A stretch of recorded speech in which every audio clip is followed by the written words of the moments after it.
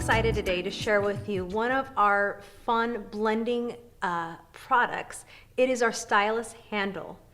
Our Stylus Handle comes with a variety of different tips that you can use. We have circle, leaf, oval, square, a lot of fun different tips that you can create custom backgrounds as well as different funky shapes and patterns with it. The Stylus Handle is ergonomical, so it works perfect, fits in your hand.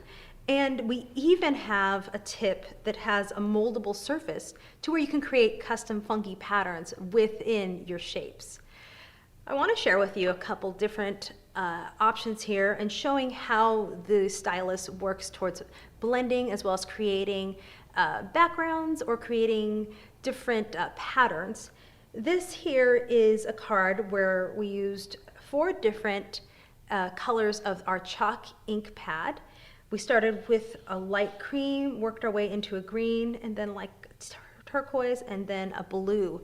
And this is just using our circle stylus applicator, where I literally just went into my ink and pounced it, and then blended them together so that it created this beautiful, nice ombre shading, but yet you can still see the definition of the circles, which makes it kind of look kind of fun, like bubbles or something like that. It just gives it a nice texture. Another fun use for the stylus is to go ahead and use it as a blender or a featherer for your inks. You can see here where this has been stamped and stamped and stamped and then blended together with ink to create that really nice feathered blended kind of effect. So now that we've gone over different blending options and how to use it both as a shape but yet also as a blender, I want to go ahead and combine them both and show you how to make a pattern with the different options of stylus tips that we have. What we're going to do is create a flower with a blended background. I'm using our moldable stylus tip as well as our circle.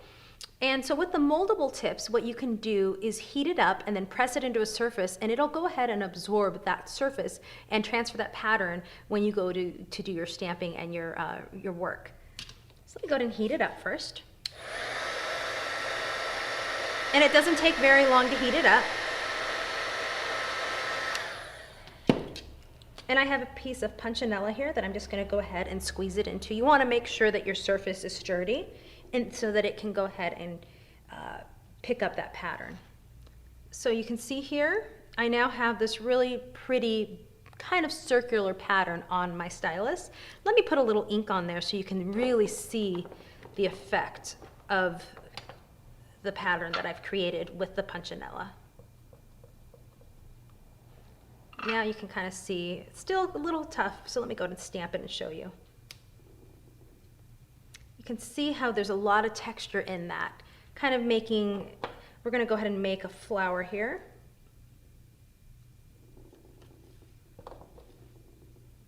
So it's really nice using these moldable tips because it just adds that extra little bit of texture that again makes it look customized, handmade. It shows that you're putting all those little caring details into your project. The next step I'm going to do is go ahead and create the center for my flower. And with that, what I'm going to do is take our yellow ochre chalk ink, and I'm going to saturate my ink pad. Another really great use for the stylus is to preserve your ink pads. Using the stylus makes it to where you are stamping with the stylus wand and the stylus tip rather than your ink pad, so it really allows the ink pad to last longer. And it makes it to where your wear and tear doesn't get put onto your ink pad, but rather the stylus, which they are disposable and easy to replace. All right, so now I have this nice and inked up. Let's get a little bit more there. Now, taking this a step further, I could go ahead and just stamp on there and have a nice cute little center. But using our re-inkers, you can go ahead and just add a couple little details. You can do swirls, you can do little dots. It makes it to where you can just add just a little bit of detail to really make this look like you hand painted it rather than to make it look like something you stamped or inked.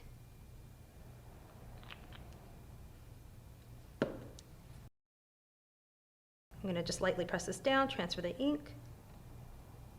And there you go. It's just a really nice detail, adding that kind of little subtle finishes to that. Taking this a step further, what you can do is take another color, and let me show you how to feather the background so that you can create that just kind of softened background. What I like to do is just do little circular motions, kind of get inside right there. And if you do circular motion, it allows for your transfer of your ink from your stylus to be really seamless so that you really can't see where the circle is hitting your paper. I also like to make sure that when I am transferring my ink that my stylus is horizontal to my paper so that I'm not catching any of the edges and I'm not worrying too much about making that shape transfer in thoroughly, kind of making sure that the circle doesn't transfer, but that just the color transfers. All right, and you can continue to build upon that with different colors. This makes a wonderful customized background for your scrapbook pages, or even the start of a great card for a friend. It's just a really fun way of using the provided shapes within the Stylus tools, but now customizing and really truly making them your design.